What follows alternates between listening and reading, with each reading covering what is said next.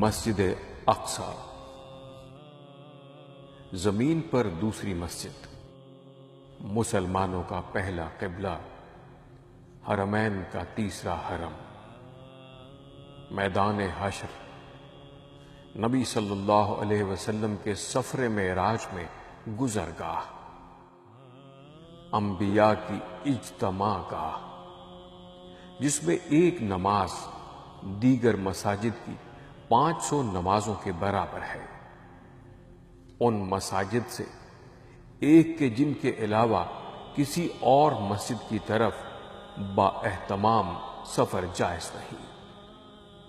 وہ مبارک حرم کہ جس کے انوار و برکات کی شہادت اللہ رب العزت نے سورہ بنی اسرائیل میں دی ہے۔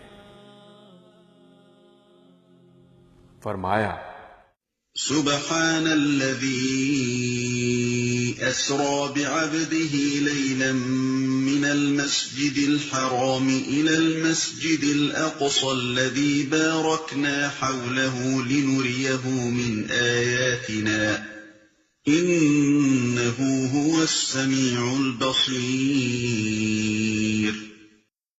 پاک ہے وہ جو لے گیا ایک رات اپنے بندے کو مسجد حرام سے دور کی اس مسجد تک جس کے ماحول کو اس نے برکت دی ہے تاکہ اسے اپنی کچھ نشانیوں کا مشاہدہ کرائے۔ حقیقت میں وہی ہے سب کچھ سننے اور دیکھنے والا۔ وہ مقدس مسجد کہ جس کی تقدیس کی گواہی اللہ تعالی نے سورہ معاہدہ میں دی ہے۔ ایک حدیث کے مطابق وہاں نماز ادا کرنے والے کے گناہ معاف کر دیے جاتے ہیں۔ اس مسجد کے بارے میں حضرت سلیمان علیہ السلام نے یوں دعا فرمائی، اے اللہ، جو اس مسجد میں صرف نماز ادا کرنے کے لیے آئے، اے اللہ اس کے گناہ یوں مٹا دے گویا وہ آج ہی پیدا ہوا ہے۔ ابن ماجہ کی حدیث نمبر 1408 میں ہے کہ نبی اکرم صلی اللہ علیہ وسلم نے فرمایا، امید ہے کہ اللہ نے یہ دعا قبول فرمائی ہوگی۔ حضرت ابن عمر رضی اللہ تعالی عنہ گھر سے مسجد اقصی میں نماز ادا کرنے کی غرض سے نکلتے تو مسجد اقصی میں پانی تک نہ پیتے بلکہ صرف نماز پڑھ کر لوٹ آتے تاکہ یہ سفر صرف اور صرف مسجد اقصی میں نماز کے لیے خاص ہو۔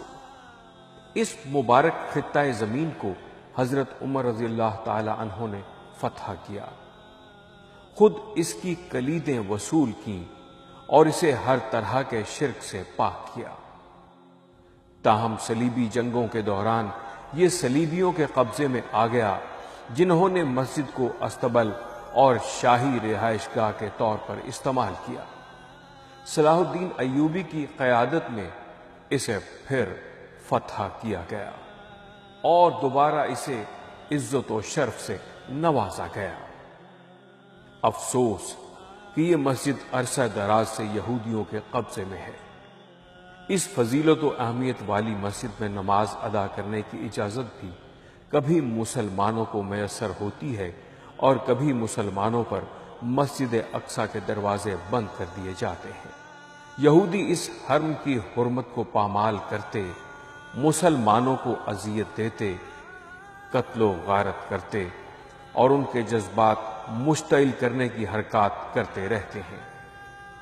پچھلے دنوں یہودی فوج نے ایک دفعہ پھر مسجد اقصی کی حرمت پامال کرتے ہوئے اس میں اعتکاف کرنے والوں اور مسجد کے محافظوں پر حملہ کر دیا، جس سے مسجد کے بیشتر حصے کو نقصان پہنچا اور بہت سے نمازی اور معتکف زخمی بھی ہو گئے۔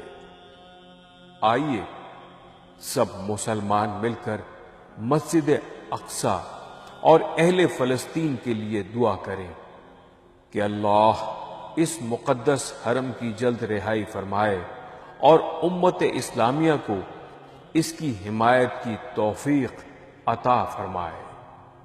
آمین۔